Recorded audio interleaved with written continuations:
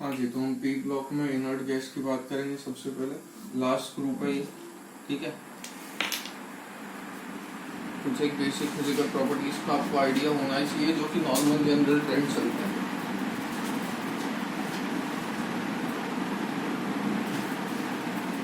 वो मैं मान के चल रहा हूँ कि आपने पीरियोडिक टेबल में पढ़ा होगा, ठीक है।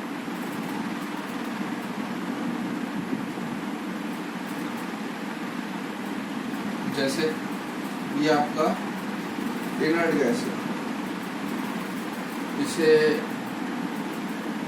रेयर गैस, एरोजन्स या नोबल गैस के नाम से भी जाना जाता है, ठीक है।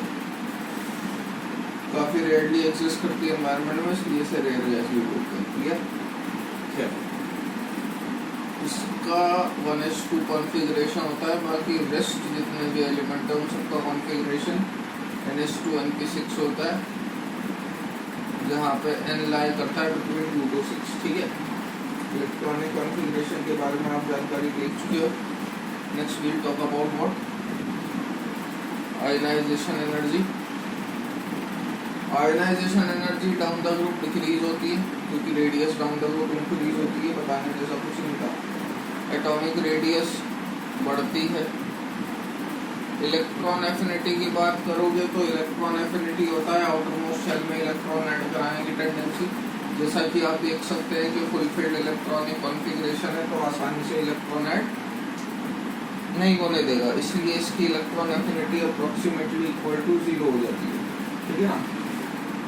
अगर आप इलेक्ट्रॉन ऐड करवाने की कोशिश करोगे then this process will be endothermic in nature, और इसका डेल्टा H जो होगा वो पॉजिटिव होता है, सिंस प्रोसेस इज एंडोथर्मिक, ठीक है ना। जैसे जैसे नीचे जाते जाओगे साइज बढ़ती जाएगी तो इलेक्ट्रॉन ऐड कराना इजियर हो जाता है, ध्यान रखिएगा। तो कुल मिला के बात क्या चल रही है कि जब भी आप टॉप टू बॉटम जाओगे तो साइज बढ़ती है। साइज बढ़ने की वजह से वॉन्डर वॉल या लंदन फोर्स बढ़ते हैं। उम्मीद कर रहा हूँ पढ़ा होगा 11वीं में।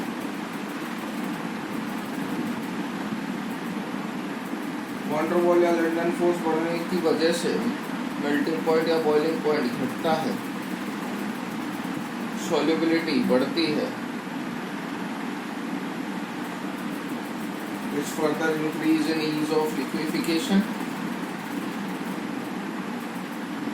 या लो हीट ऑफ फ्यूजन और वेपराइजेशन, ये सब ध्यान रखना है।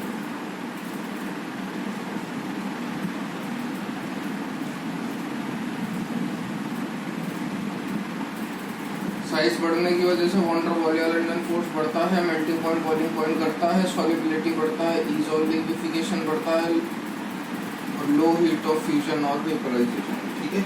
Next we'll talk about melting point and boiling point.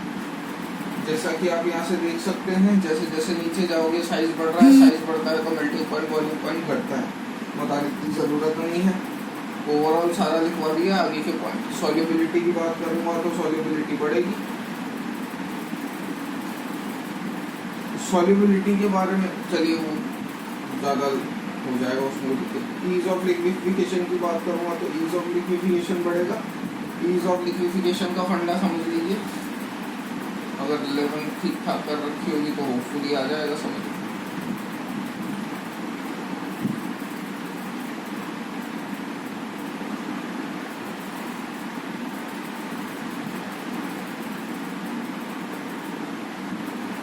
यहाँ पे जो लिक्विफिकेशन होता है वो फोर्स ऑफ अट्रैक्शन पर डिपेंड होता है, और इनर्ट गैसेस के अंदर लंदन फोर्स लग रहे होते हैं। लंदन फोर्स माने जैसे ये आपका हीलियम है, हीलियम का डायपोल मोमेंट 0 होता है क्योंकि इसके इलेक्ट्रॉन ऐसे सिमेट्रिकली अरेंज रहते हैं।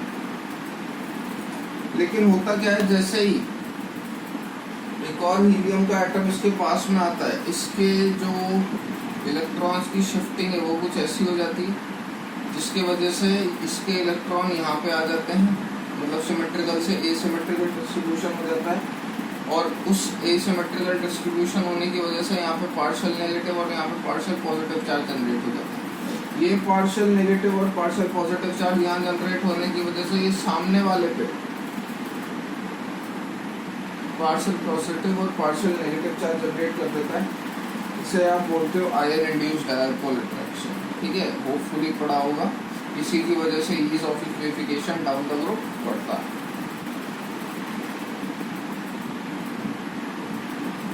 ये अपन बात कर चुके हैं, ठीक है। Next will talk about clathrate of noble gases. Clathrate एक केज लाइक स्ट्रक्चर होती है भैया।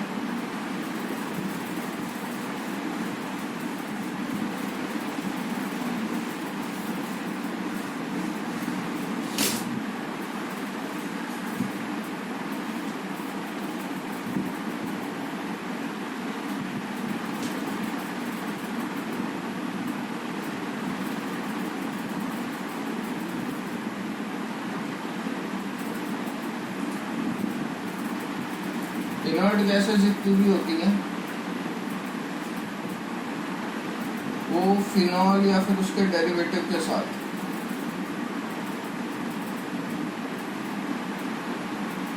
केज लाइक कंपाउंड का फॉर्मेशन करती है, जिसे आप क्लैथरेट बोलते हो, ठीक है ना। अब ये इनर्ट गैस में आप हीलियम और नियम नहीं लोगे, क्यों नहीं लोगे वो भी मैं बताऊंगा। AR, KR और XC लेंगे। इसका म्यू होता है 0, ये होता है होस्ट और गेस्ट में आपको पहले ही बता चुका था। गेस्ट नंबर में कम होते हैं, होस्ट नंबर में ज़्यादा। यहाँ पे डायपोल इंड्यूस डायपोल अट्रैक्शन लगता है।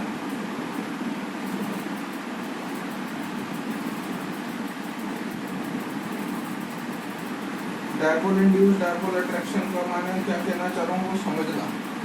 गेस्ट और होस्ट का सेंस क्या है, होता क्या है। इस फिनॉल के डेरिवेटिव के अंदर ये तीनों एटम जाके चिपक जाते हैं, ये दोनों और कैद हो जाते हैं। कैद होने की वजह से एक नया कंपाउंड फॉर्म होता है, जिसे आप क्लैथरेट बोलते हो। हीलियम और नियॉन इसके अंदर नहीं घुस सकते क्योंकि उनकी साइज होती है कंपैरेटिवली छोटी। क्लियर है। गेस्ट प्लस होस्ट मिलके ही एक क्लैथरेट कंपाउंड का फॉर्मेशन करते हैं। हीलियम और नियॉन क्लैथरेट नहीं बना सकते क्योंकि साइज छोटी होती है, तो ये उस गैप में नहीं आ पाते, वहाँ से बहुत आसानी से निकल जाते हैं, ठीक है। Next will talk about interstitial compound formation.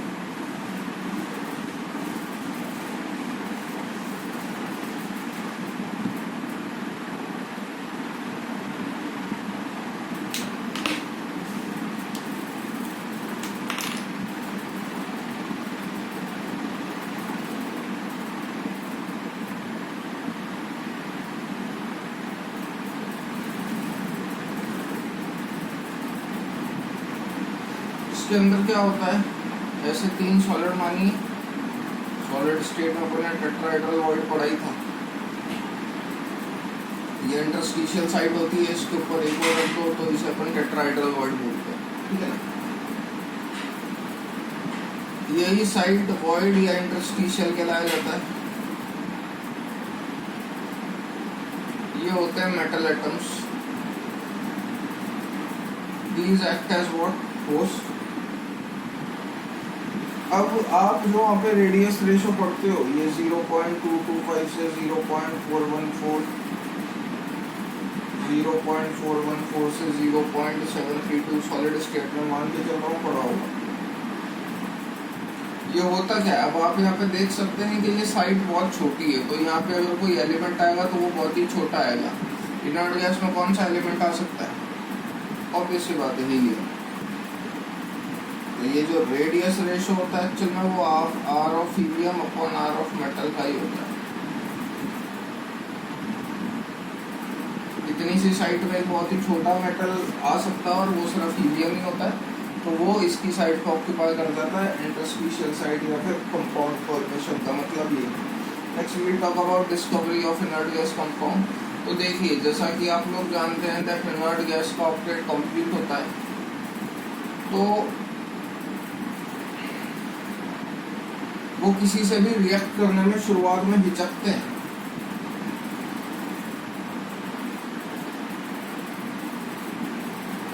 वो किसी से भी रिएक्ट करने में शुरुआत में हिचकते हैं। तो हुआ क्या, O2 की रिएक्शन PtF6 के साथ करवाई गई, तो उसने O2 प्लस और PtF6 माइनस बनाया।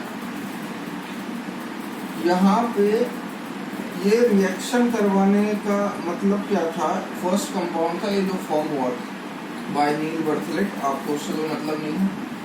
यहाँ पे O2 पे पॉजिटिव चार्ज आ रहा है, मतलब O2 ने एक इलेक्ट्रॉन लूज करा होगा, PtF6 ने वही इलेक्ट्रॉन गेन करा होगा सिंस उस पर नेगेटिव चार्ज आ रहा है।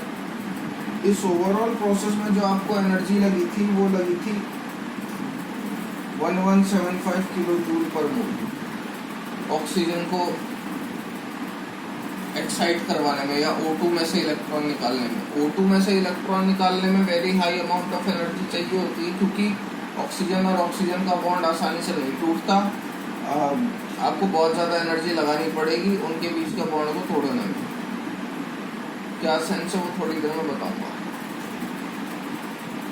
तो जब ज़ीनॉन के कंपाउंड को देखा गया, ऑब्वियस सी बात है, अगर मैं आपसे पूछूं कि अरे अगर इलेक्ट्रॉन को एक्साइट करवाना है तो कहाँ से एक्साइट करवा पाओगे, तो हीलियम तो साइज में बहुत छोटा है, न्यूक्लियस और इलेक्ट्रॉन के बीच में फोर्स ऑफ अट्रैक्शन बहुत ज़्यादा है, तो वहाँ से तो इलेक्ट्रॉन एक्साइट हो नहीं पाएगा। तो ज़ीनॉन ही एलिमेंट बचा जहाँ से आप इलेक्ट्रॉन एक्साइट करवा पाओगे।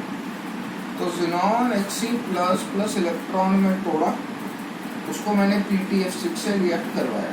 क्यों करवाया मैंने?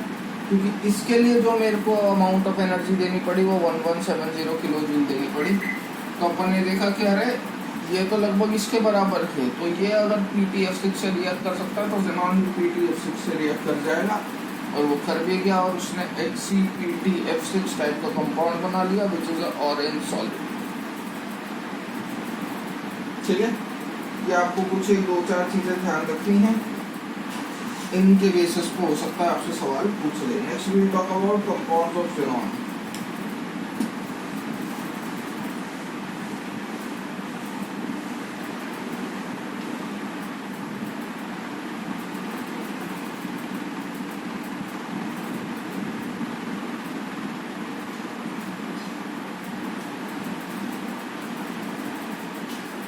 तो ज़ीनॉन की साइज बड़ी होने की वजह से फोर्स ऑफ अट्रैक्शन इस पर कम लगता है और it is easier to excite an electron.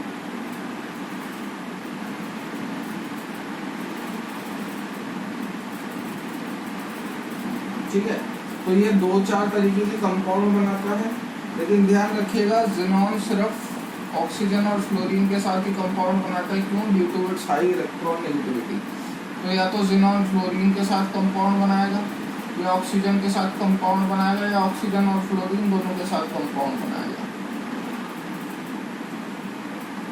Xenon के साथ फ्लोरीन के कंपाउंड को आप ज़ीनॉन फ्लोराइड बोलते हो, ज़ीनॉन के साथ ऑक्सीजन के कंपाउंड को आप ज़ीनॉन ऑक्साइड बोलते हो, और जब दोनों का मिक्सचर आता है तो ज़ीनॉन ऑक्सीफ्लोराइड बोलते हैं। फ्लोराइड क्यों आ रहा है, ऑक्साइड क्यों नहीं? Because of high electron negativity of fluorine as compare to oxygen. ये दो चार बातें ध्यान रखिएगा। Next we will talk about preparation of xenon fluoride. बनता कैसे है? तो सिंपल है, बस मैं रेशो में चेंज करता जाऊंगा और आपका ज़ीनॉन फ्लोराइड का फॉर्मेशन होता जाएगा।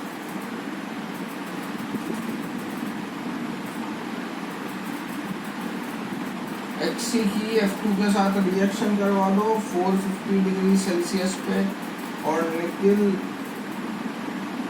एलॉय ऑफ निकिल, जिसे आप मोनल बोलते हो, इसकी प्रेजेंस में रेशो वेरी कराना है बस, और आपको अलग अलग फ्लोराइड ऑब्टेन हो जाएंगे। If the ratio of xenon and fluoride is 2:1, आपको HCF2 मिलेगा। इफ इट इज 1:5, आपको HCF4 मिलेगा। इफ इट इज 1:20, आपको HCF6 मिलेगा। ये मोल रेशो है। प्रेशर 5 से 6 ATM, प्रेशर 50 से 60 ATM, ध्यान रखिएगा इसको। एक और आ जाता है कि अपन ये रिएक्शन ग्लास में नहीं करवा सकते, क्योंकि ग्लास में SI ग्लास जो होता है वो होता है Na2SiO3, और Na2SiO3 एक्चुअल में होता है ये। तो इसके अंदर ये जो सिलिकॉन डाइऑक्साइड प्रेजेंट होता है, HCF2 इस सिलिकॉन डाइऑक्साइड के साथ रिएक्शन कर देता है और फर्दर ज़ीनॉन का फॉर्मेशन कर देता है। इसलिए आप ज़ीनॉन फ्लोराइड ऑब्टेन नहीं कर पाओगे ग्लास के अंदर। एक ये बात भी बहुत अच्छी है, ध्यान रखिएगा।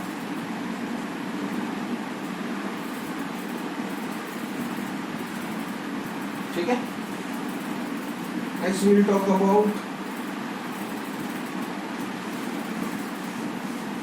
properties.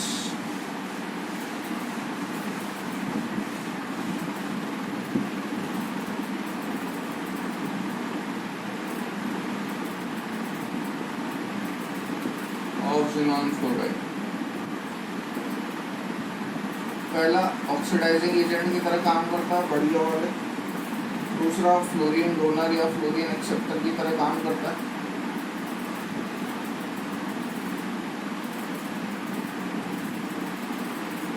और हाइड्रोलिसिस बस।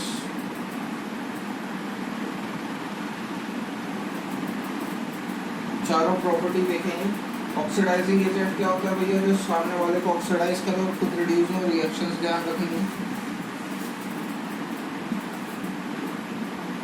ये क्या करता है? HCF2 ले लें,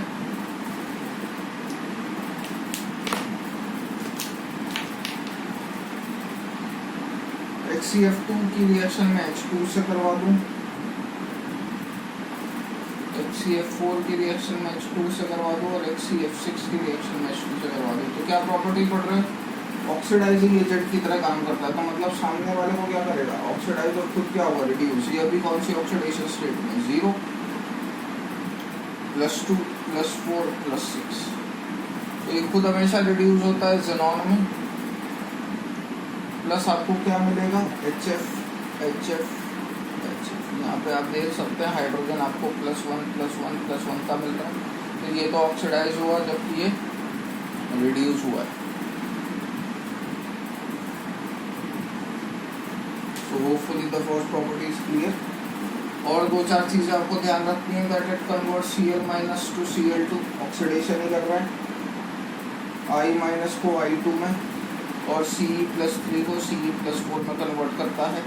रिस्पेक्टिव रिएक्शंस आपको समझ में आ जानी चाहिए। जैसे लिख देता हूँ,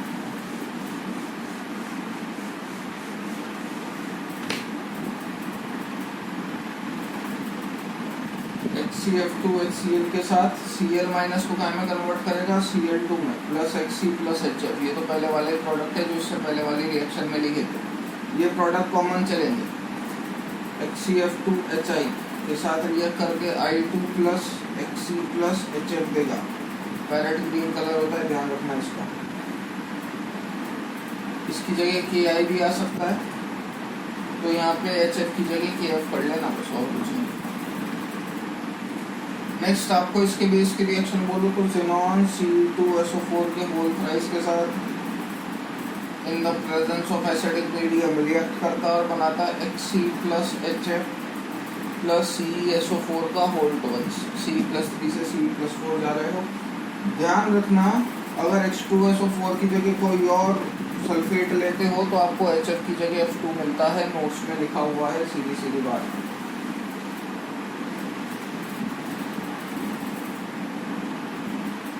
नेक्स्ट अगर अपन बात करें फ्लोरीनेटिंग एजेंट की, तो ये काफ़ी अच्छा फ्लोरीनेटिंग एजेंट भी है।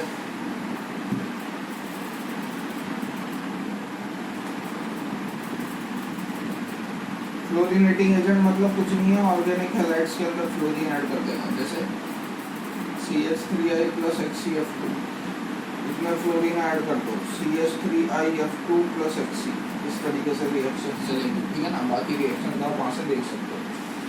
फ्लोराइड आयन डोनर के बेसिस पर बात करो तो यहाँ पे HCF2, HCF4 और HCF6 फ्लोराइड आयन डोनर की तरह भी काम करते हैं। किस के साथ काम करता है वो आपको ध्यान रखना है। BF3 हो गया, PF5, SBF5। यहाँ ये फ्लोराइड आयन डोनर की तरह काम करते हैं। देंगे और देंगे तो देंगे तो इन पे क्या आएगा? पॉजिटिव, और सामने वाले पे क्या आएगा? नेगेटिव। इस तरीके से आप लिख सकते हो। इसने दिया तो एक F कम हो गया, इसने दिया तो एक F बढ़ गया, इनके बीच में आयनिक बॉन्ड फॉर्म हो जाएगा। दिस प्रोडक्ट आप आसानी से लिख सकते हो। फ्लोराइड आयन एक्सेप्टर ये किसके लिए काम करता है? HCF6 HCF4। HCF2 की कोई फ्लोराइड आयन एक्सेप्टर की रिएक्शन नहीं है। मेटल फ्लोराइड ले लें, सोडियम फ्लोराइड ले लें, ये फ्लोराइड आयन एक्सेप्टर की तरह काम करेगा। मतलब अब ये देगा और ये लेगा तो क्या बनेगा? M plus HCF7 minus. यहाँ पे M क्या है, फर्स्ट ग्रुप का कोई भी एलिमेंट, ठीक है। Next we will talk about hydrolysis.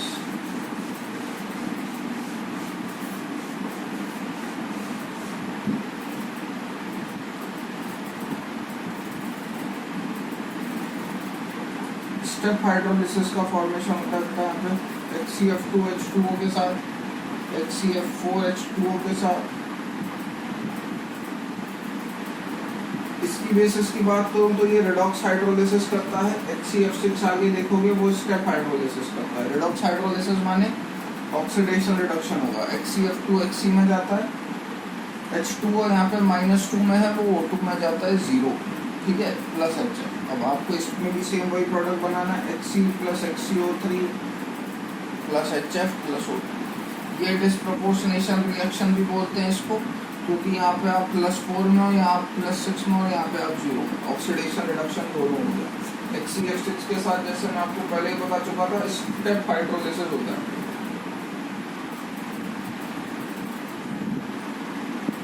Step hydrolysis माने 1:1 का ले रहे हो तो क्या, 1:2 का ले रहे हो तो क्या, और 1:3 का ले रहे हो रेशो तो क्या। तो एक ऑक्सीजन 2 बॉन्ड बनाता है, फ्लोरीन सिंगल बॉन्ड बनाता है। तो एक ऑक्सीजन 2 फ्लोरीन के बराबर है, तो एक ऑक्सीजन जाता है HCOF4 प्लस HF। अगर 1:2 का लोगे तो क्या बनेगा, HCO2F2 प्लस HF। और 1:3 लोगे तो क्या बनेगा, HCO3 प्लस HF, ठीक है। सो ये कंप्लीट होती है इनर्ट गैसेस, पढ़िएगा इसे।